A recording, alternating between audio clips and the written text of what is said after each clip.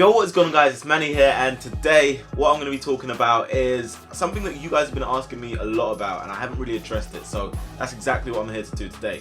Again, the hairstyle's changed. It does expose my 5 head quite a bit, but that is something we're going to have to deal with for now. But yeah, semi-pro football, Romford. For those of you guys who've been following me over the last, I'd say 6 to 8 months, you will know that during the summer last year, I did sign for a semi-professional side called Romford Football Club.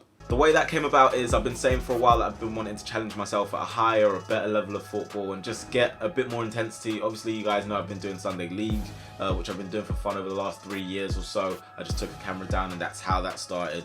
But yeah, literally I wanted to play with more intensity and just challenge myself, see where I could get to, see what would happen. So yeah, that's what I did. I was looking for clubs not too far from myself, and Thomas, you guys know my friend Thomas, TN25, I'll put his Twitter or something somewhere. But yeah, he literally said, oh, I'm going down to this trial, do you want to come? You might as well come. Initially I didn't want to go, but then I thought, why not? Went down there for the first day. They said come back on a Saturday, so I went back there maybe 2 or 3 times, and eventually, I think on the 4th or maybe 5th time of going back there, they signed me up, and that then caused a little stir on the internet, blah blah blah, people saying it was a publicity stunt. Some people were really supportive and actually saying, wow, that's a big step for a YouTuber. There's not many YouTubers out there that I've seen playing semi-professional football. I'm not saying it's professional football, but it's the next thing under, you get me? So yeah, there was some sort of stir online, so many people congratulating me, and it became sort of a big thing. It was in the local newspaper and stuff like that, and I was thinking, this is exactly everything I didn't want, because I wanted people to focus more on the football side of things, what I could do with that, rather than like, oh, Manny the YouTuber sort of thing. But such is the way with this this occupation, if you'd like to call it that. It's always going to follow you wherever you are as soon as one person spots you.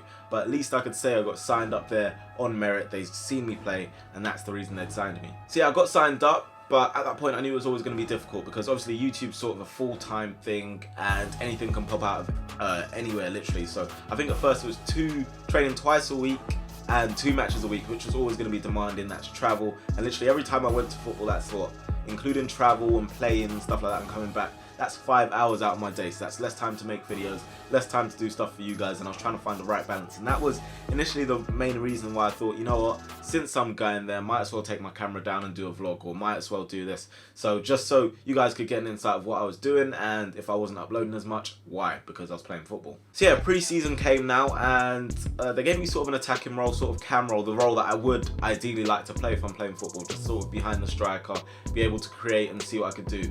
Obviously, I'm still rusty. I haven't had a lot of football, and the football I've had has been Sunday League, not the greatest standard. We played a few pre-season games, and I did manage to get 2 goals in those games as well. I think it was something like 2 goals in 4 games. And obviously, anyone who plays football, you know, with goals and playing well comes confidence, and that is a very big part of football. But yeah, as I said, it was always going to be difficult, because when it came to the first game of the season, I wasn't able to actually be there because I'd already said I was going to be at upload. So I missed the first game of the season. I think we drew 1-1 or something, and I was kind of gutted to miss that, but at the same time I'd already committed to something else. So that thing was always going to be there, where it's going to be a clash of commitments. So I might have something for YouTube, I got football, what do I do here sort of thing. And anyone who knows me knows that I actually do love and enjoy playing football. But at the same time, Romford was the only team in the league that actually doesn't pay. Like, it's not like you get paid loads or anything, but still, like, they did appreciate that as well. So they did compromise with me, and they said if you had something to do, had a bit of work to do, then go do it. So they were quite nice on that level, to be fair. Back to the football side of things though, and yeah, I did make my debut in the FA Cup, and that was a very big thing for me, because like I said, I've played FA Youth Cup, but the FA Cup, obviously a long way to go until you reach Wembley and stuff at this level. This is like 8th or 9th tier of football in leagues, so in English football anyway. So yeah, I made my debut in the FA Cup, and that was mainly because I was on the bench for that game, but one of our midfielders got injured in the warm-up, so I then took his position. And the next thing you know, I'm starting against, I think it was Stowmarket Town or something, and we did win that game 3-1, and I felt I played quite well. I put myself across, and I think I got like, maybe about 80 minutes, which was quite good. So after that, you can imagine that boosted my confidence a bit more, and I think I got another game against Hornchurch, which is where some of these images might come from. And yeah, literally, they are currently still at this point top of the league, so they were favourites. They're Romford's rivals as well, do you know what I mean? It was a big game, but I remember playing in that game, and I didn't find it hard as well. I didn't find the match hard as well, but like a few mistakes from our team, and next thing you know, we'd lost 4-1. So again, it's sort of like you're going up, things going well, then all of a sudden back down. But yeah, I didn't think I played badly. So a couple games on, and I don't know, I was finding it a bit weird as well. So whenever I did play, I felt like I was playing in the centre defensive mid role, which you'd look at me and think like, you're not playing CDM, especially at non-league level. Like, no way,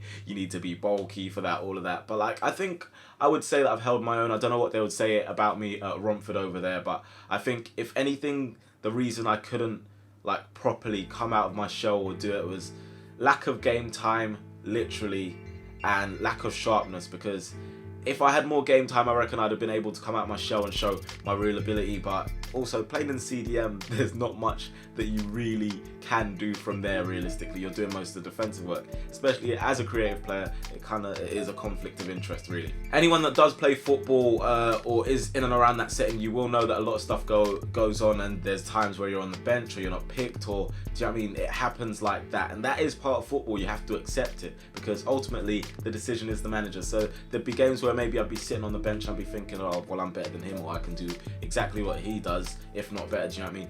But at the end of the day, it's up to the manager who gets picked, what happens with the squad. It's not in your hands. All you can realistically do is get there, put your head down, and see what happens. So in my case, it was like there were times where I sat the whole 90 minutes on the bench, and to be honest, I didn't know why, but obviously the manager, like I said, he has his tactics, he has his way that he wants to play, and at times as a footballer you might not fit in that.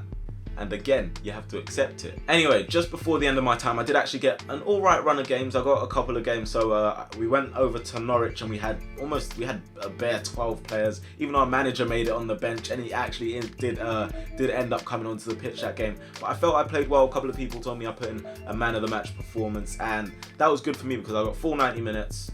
Obviously, that brings confidence when you get more playing time, and also if that game you've played well. So I was thinking, okay, maybe I can get going, maybe I can get some momentum going forward now. So we get back into the changing room after that game. We've drawn 1-1 away with Norwich, but we've gone with a bare bench, so it's kind of a good result given the circumstances. And people are telling me, you know what, you've earned your shirt for Saturday, all of that. So we go to Saturday now, and personally, I'm going to be honest with you, we had a game, I think, against Sudbury or something like that. AFC Sudbury, I don't know, something like that.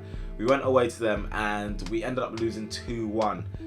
In my opinion, did I play well? I thought I played okay, but I knew I didn't play anywhere near my potential, anywhere near to the best of my ability, because I didn't feel at that point physically fit. But obviously, sometimes you're not going to say that because you want to play, especially if you've been sitting on the bench for a long time. So I don't think I played too well that game. I got another full 90 minutes again, which was good, but at the same time, the lack of football did show in that game for me. So I was aware of that. That would actually end up to be my last game on the pitch at Romford, because we went to the next game and it was against Bury Town, the team that I missed the first game of the season against, and I actually didn't get on the pitch at all. We're 1-0 up, we missed a few chances, they made it 1-1 with 10 men, by the way, and they ended up winning quite late on, making it 2-1. So after that, the management team were quite frustrated, everyone was frustrated, but a few of us, or the team got told actually, if you don't get a text message or whatever, you're not welcome back, or you're not to come back, basically, that sort of thing. So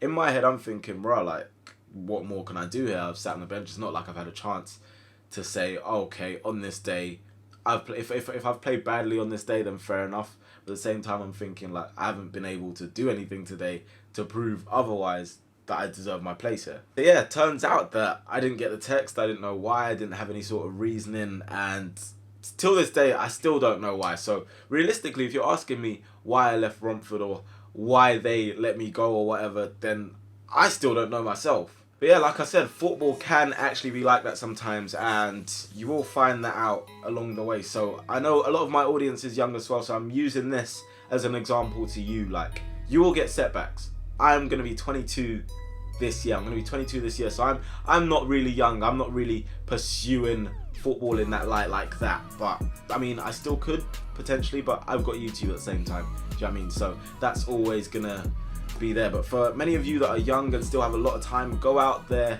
play for clubs, but importantly, I would say the most important thing is game time. So make sure that you're getting game time, because there's no point being at a bigger team or whatever and you're sitting on the bench and you're wasting your time. Do you know what I mean? You need game time to improve, to get used to situations. Like for me, you guys know I've missed those shots at Wembley, and part of me would say that's down to obviously me not being used to being in those situations because of lack of regular football. You get more regular football, you're used to being that, like in those situations. If you miss, you might miss 2 out of 10 or you might miss 7 out of 10, but then the more you play, the less likely you are to miss it because you're used to being in that situation. So I would give advice to you. Obviously, I'm not a professional footballer or anything. I would say get as much football as you can, especially if you're young. Train hard, do all that you can. And there's always going to be setbacks. There's always going to be people that don't like your style of play, how you play as a footballer, but you've got to struggle through that, get through that, and then ultimately show what you can do. If you're into reading as well and you want a bit of courage, Akin Fenwa has this book. I've read quite a bit of it myself. I don't often have time to sit down and read, but if you want a bit of encouragement football-wise, he's got a good story there, so check that out. It'll be somewhere on the internet, The Beast, Adebayo or Akin Fenwa. He's literally not told me to plug that, by the way. That is just a very good book from what I've read so far anyway. Also, when I went to the Wembley Cup, I got to play football alongside Steven Gerrard, which most of you know, and that was absolutely incredible to experience that. So crazy. So yeah, I spoke to him, and my brother Jed was going through a bit of football hassle as well, so I got a video message from Gerrard, but I thought, you know what, why not show it to you guys as well, because it might give you some encouragement as well. For those of you who are thinking of giving up or quitting, don't give up just yet, because there's a lot of time, especially if you're young. Listen mate, just want to give you a little inspirational message. I've heard you a little bit down in the dumps at the moment. Football is a roller coaster. It's about highs and lows, but it's very important you don't give up during the low times. You got to work harder, you got to push yourself more, get yourself in better shape, and really fight to get back up there for the good times. Okay? No matter how good you are or who you are, everyone has low moments and good moments, so keep staying there, mate. Okay? Keep going. All the best. Thank you. But yeah, before I finish this video, I'd like to say thank you to Romford for the opportunity in the first place. Many people said that I wouldn't even be able to play at that level, non-league, it's too physical for me, all of that. But I would like to think that I held my own when I played there as well, and I'm hoping they would like to tell you the same. But yeah, massive thank you to them for the opportunity in the first place. Semi-pro football next year, next season, maybe, who knows. I think you guys did enjoy it, that's why so many of you guys were asking. But yeah, who knows, maybe next season I might try and play some semi-pro football again, just to get my legs going once more. But yeah, hopefully you guys have enjoyed this. Hopefully I have explained a lot for you guys, and like I said, for those of you who are trying to get into football, just keep at it, do what you do and see where it gets you. But yeah, leave a like on this video if you have enjoyed it, subscribe if you are new of course, and I will talk to you guys in a bit. Peace. Yeah!